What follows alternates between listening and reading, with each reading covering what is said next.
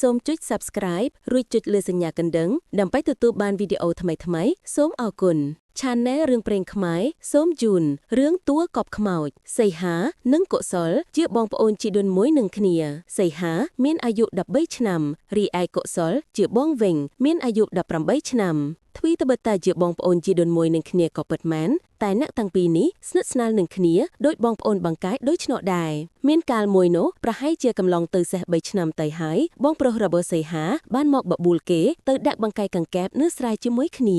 អើយសីហាតោះទៅបង្កាយកង្កែបជាមួយបងនៅស្រែអត់ទៅមិនកោទេបងម៉ែឲ្យខ្ញុំនៅមើលប្អូនបើទៅមានអ្នកណានៅមើលប្អូនបងខ្លាចតែម៉ែមកវិញគាត់ជេរខ្ញុំស្លាប់ហើយបងអើយទៅបើទៅជាមួយបងចាំបងឲ្យក្របលុនទុកលេងពេលឮថាបងឲ្យក្របលុនសីហាមិនបានគិតអ្វីច្រើនទៀតទេក៏តបទៅបងប្រុសជីដូនមួយយ៉ាងលឿនវិញថា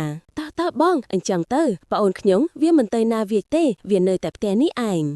អញ្ចឹងចាំមើលដល់រសៀលបន្តិចបងមកផ្ទះឯងម្ដងទៀតទៅជាមួយគ្នាក្រោយព្រមព្រៀងគ្នារួចហើយដល់ពេលល្ងាចកុសលក៏បានមកផ្ទះសីហាមានទាំងឧបករណ៍សម្រាប់បង្កាយកង្កែបជាប់មកជាមួយផងរួចពួកគេក៏ធ្វើដំណើរទៅជាមួយគ្នាចេញទៅស្រីបាត់ទៅលុះដើរដល់តួមួយកន្លែងដែលតួនោះជាតួដែលញាក់ភូមិតែងតែកប់ខ្មោចរបស់ញាក់ទាំងឡាយនៅជុំភូមិដែលបានស្លាប់តួនោះត្រូវបានញាក់ភូមិគេហៅថាជាតួកប់ខ្មោចពេលនោះកុសលក៏និយាយទៅកាន់សីហាថាឥឡូវនេះយើងត្រូវបំបែកគ្នាដើម្បីទៅដាក់បង្កាយឥឡូវឯងយកបង្កាយ50ទៅទុកដៃបង100បង្កាយពេលដាក់រួចរាល់ហើយចាំវិលមកជួបគ្នានៅកន្លែងនេះវិញឮទេលុះចែកគ្នាសាច់បាច់ហើយពួកគេក៏បានបំបែកគ្នាដើរទៅតាមផ្លូវរៀងៗខ្លួននិយាយពីសីហាគេបានដើរដាក់បង្កាយជីហោហែបានចំនួន15បង្កាយលុះដើរទៅក៏បានទៅដល់កន្លែងកប់ខ្មោចប៉ុន្តែគេមិនមានអារម្មណ៍ថាខ្លាចខ្មោចអ្វីនោះទេគេចេះតែដាក់បង្កាយធ្វើដូចជាធម្មតាបានបន្តិចក្រោយមកនៅពេលដែលគេរៀបនឹងដាក់បង្កាយមួយដើមទៀតស្រាប់តែបានឮសំឡេងមនុស្សចាតម្នាក់និយាយថាប្អូនមកនេះមកកង្កែបធំណាស់អាក្មួយឆាប់មកនេះមកឮសំឡេងនោះភ្លាមសីហាក៏បានឆ្ងល់ពើទៅមើលស្រាប់តែឃើញកង្កែបពិតមែនគេឃើញកង្កែបនោះមិនសូវធំនោះទេវាមានទំហំប្រហែលប៉ុនកក់ជើងរបស់គេប៉ុណ្ណោះឃើញហើយគេសប្បាយចិត្តណាស់ក៏បានដើរទៅបំរុងនឹងចាប់កង្កែបនោះលុះពេលគេដើរទៅកាន់តែចិត្តគេក៏មើលទៅកង្កែបនោះឃើញវាធំឡើងបន្តិចម្ដង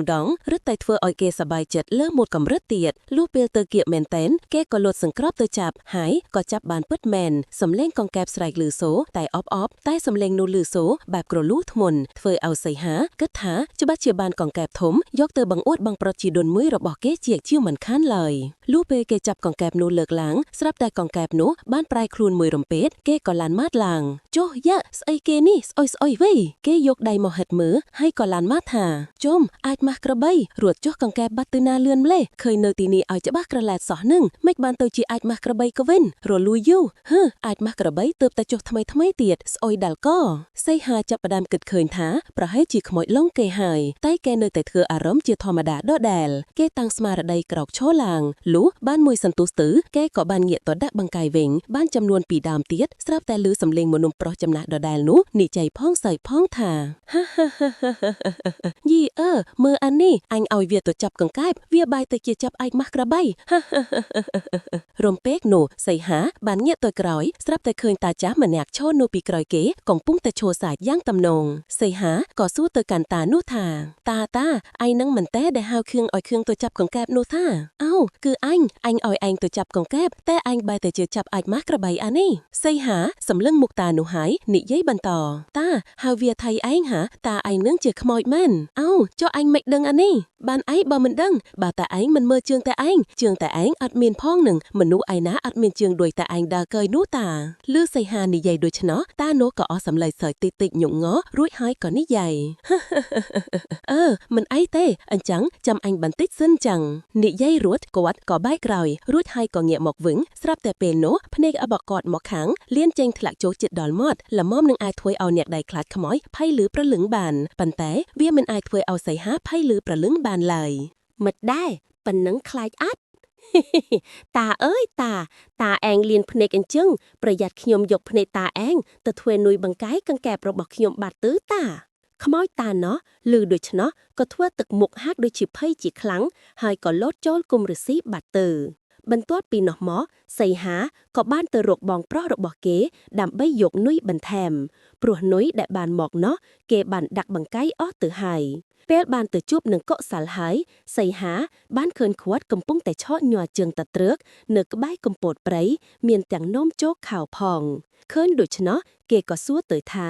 យាយចော့មានរឿងអីនឹងបងបានជីបងភ័យរហូតដល់លេចនោមដាក់ខោដូច្នោះបងកុសលហាក់សប្បាយចិត្តបន្តិចពេលបានឮសំឡេងរបស់ប្អូនសួរមកកាន់ខ្លួន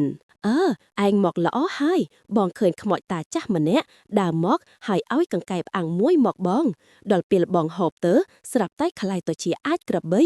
លុះស្ដាប់បងប្រុសនិយាយរួចហើយសីហាគិតក្នុងចិត្តថាអញ្ចឹងតាបានខ្មោចតានេះទៅឡងអញទៀតដោយសារវាឡងបងកុសលធ្វើឲ្យគាត់ខ្លាចរួចហើយសោះគិតរួចគេក៏សួរទៅកុសលបន្តទៀតថាចុះក្រោយទីបងឃើញកង្កែបអាំងខ្លាយទៅជាអាចក្របីហើយណោះវាមិនឡងបងយ៉ាងម៉េចទៀតដែរឬអត់បងកុសលបាននិយាយរឿងដែលក៏ត្រូវបានខ្មោចឡងទាំងញ័រមាត់ប្រាប់ដល់សីហាហាហាហាហាស៊ីអាចក្របីអញ្ចឹងឆ្ងាញ់អត់ពេលតានោះនិយាយចប់ហើយស្រាប់តែកុសលមើលទៅកង្កែបដែលកំពុងកាន់បានខ្លាយទៅជាអាចក្របីពេលនោះគាត់ខំបានមួយមាត់បាត់ទៅហើយគាត់ក៏រត់ទៅអួតកាន់មកវិញអស់រំពេចនោះគាត់ឮសំឡេងតានោះសួរទៀតថាខ្លាចខ្មោចឬអត់ខ្លាចបើឯងខ្លាចខ្មោចឯងមកកន្លែងនេះធ្វើអីមកពីកន្លែងផ្សេងគេដាក់អស់ហើយបើមិនមកទីនេះឲ្យខ្ញុំទៅទីណាវិញទៅចុះឯងមកតែម្នាក់ឯងទេមែនទេអាណាខ្ញុំមកពីអ្នកប្អូនម្នាក់ទៀតវានៅដាក់បង្កាយនៅកន្លែងមួយទៀតឯណោះប្រាប់អញមកមើលវាដាក់បង្កាយនៅម្ដុំណាវីកុសលក៏ចង្អុលហើយងាកទួលខាងកាតកន្លែងដែលសីហាកំពុងដាក់បង្កាយនោះឯងពេលដែលកុសលសម្លឹងមើលតែតាចាស់នោះឃើញតានោះគ្មានជើងនោះទេគាត់ចាប់ផ្ដើមភ័យតែនឹកស្មានតែខ្លួនស្រវាំងភ្នែកទៅសួរទៅថាចុះតាមកពីណាតានោះក៏ថាអញនៅទីនេះឯងមានមកពីណាអញទេបើតានៅទីនេះចុះផ្ទះតាឯងនៅឯណាវិញឯងចង់ដឹងផ្ទះអញអីណោះផ្ទះអញនៅក្រោមដើមក្រសាំងមួយដើមនៅលើទួលណោះកុសលសម្លឹងមើលតាមដៃដែលតាចាស់នោះចង្អុលទៅស្រាប់តែឃើញភ្នួរក្មួយមួយដែលមានស្មៅដុះសពទ្រពពេលនោះគាត់អាចកាត់ន័យយល់បានថាតានេះច្បាស់ជាខ្មោចមិនខានទេគាត់ក៏ស្ទុះរត់ចេញពីទីនោះដោយកាន់តែងទ្រូងដាក់កង្កែបទៅជាមួយផងពេលដែលគាត់កំពុងរត់ស្រាប់តែគាត់ឮសម្រឹបជើងរត់មកពីខក្រោយហើយក៏ឮសំឡេងនិយាយចេញមកកាន់គាត់ថាឯងយកក្បាលអញទៅណាអានេះក្បាលអញនៅសុកឯងយកក្បាលអញទៅណា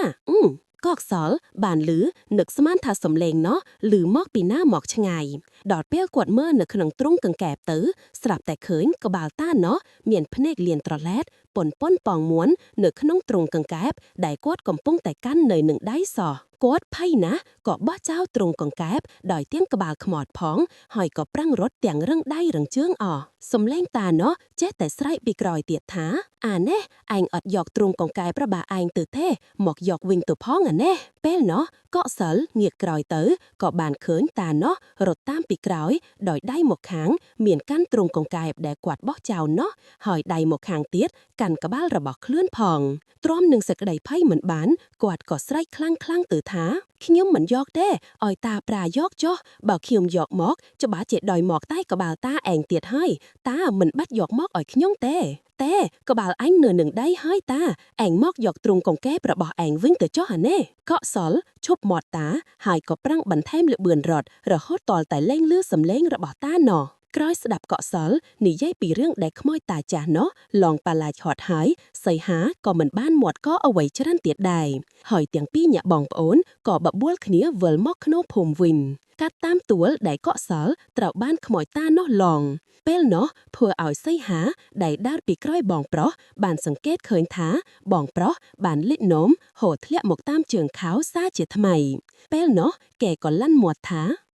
បងលិចនោមហើយណោះ យីកុំមាត់ឲ្យវាលេចសិនទៅចាំដល់ផ្ទះចាំបងមុតទឹកចេញយីបងឯងត្រូវខ្មោចឡងរត់ចង់ដាច់ជើងមកលេចនោមអីគ្រាន់តែដើរកាត់កន្លែងខ្មោចឡងសោះណាន់ញាក់ទាំងពីរនិយាយបណ្ដើសើចដាក់គ្នាបណ្ដើហើយថ្វាយដំណើរត្រឡប់ចូលទៅក្នុងភូមិវិញបាត់ទៅចាប់តាំងពីពេលនោះមកកក់សាល់ក៏លែងហ៊ានដើរទៅបង្កាយកង្កែបនៅទួលកប់ខ្មោចនោះទៀតដែរហើយរឿងនិទាននេះក៏បានមកដល់ទីបញ្ចប់ត្រឹមតែប៉ុណ្ណេះទៅហើយពុកម៉ែបងប្អូនលោកស្រីអ្នកនាងជាទីមេត្រីរឿងទួលកប់ខ្មោចដែលខ្ញុំបានលើកយកមកនិទានជូនក៏ដូចជាធ្វើជាគំនូសជីវចលជូនពុកម៉ែបងប្អូនបានទស្សនាកម្មសាន្តនៅពេលនេះក៏បានមកដល់ទីបញ្ចប់ទៅហើយសង្ឃឹមថាពុកម៉ែបងប្អូនលោកស្រីអ្នកនាងនឹងចូលចិត្តនៅក្នុងសាច់រឿងមួយនេះប្រសិនបើការតែងនិពន្ធការរៀបរៀងឬក៏ការធ្វើជាគំនូសជីវចលរួមទាំងការនិទាននៅមានកន្លែងខ្វះខាតត្រង់ចំណុចប្រការណាមួយនៅឡើយក៏សូមខន្តីអធ្យាស្រ័យពីសំណាក់ពុកម៉ែបងប្អូនដែលតែងតែនិយមគាំទ្រ Channel រឿងព្រេងខ្មែរផងដែរសូមជូនពរពុកម៉ែបងប្អូនលោកស្រីអ្នកនាងដែលតែងតែនិយមគាំទ្រ Channel រឿងព្រេងខ្មែរសូមឲ្យមានសេចក្តីសុខសេចក្តីចម្រើនរាល់ការធ្វើដំណើរទៅកាន់ទីជិតទីឆ្ងាយសូមសម្ប្រប់ប្រកបតែនឹងសុខសុវត្ថិភាពទាំងពេលទៅនិងពេលត្រឡប់មកវិញ Channel រឿងព្រេងខ្មែរនឹងវិលមកជួបពុកម៉ែបងប្អូនសាជាថ្មីម្ដងទៀតដោយព្យាយាមពំនាំយករឿងនិទានល្អៗមកធ្វើជាគំនូសជីវចលទៅកាន់ពុកម៉ែបងប្អូនបានទស្សនាកម្មសាន្តជាបន្តទៀតប្រសិនបើពុកម៉ែបងប្អូនចូលចិត្តនៅរាល់គ្រប់មាតិកាដែល Channel រឿងព្រេងខ្មែរបង្កើតឡើងទៅក៏ដូចជា Channel សៀវភៅនិទានខ្មែរដែលជា Channel ថ្មីមួយទៀតរបស់ Channel រឿងព្រេងខ្មែរពុកម៉ែបងប្អូនអាចចុចទៅលើពាក្យថា Subscribe ឬក៏អាចចុច Like ឬក៏ Comment ឬប្រសិនបើអាចពុកម៉ែបងប្អូនអាចចុច Share ដើម្បីចែករំលែករឿងនិទានទាំងអស់នោះទៅកាន់ពុកម៉ែបងប្អូនដទៃទៀតបានទស្សនាកម្មសាន្តផងនៅក្នុងពេលនេះខ្ញុំបាទសូមអរគុណនិងសូមជម្រាបលា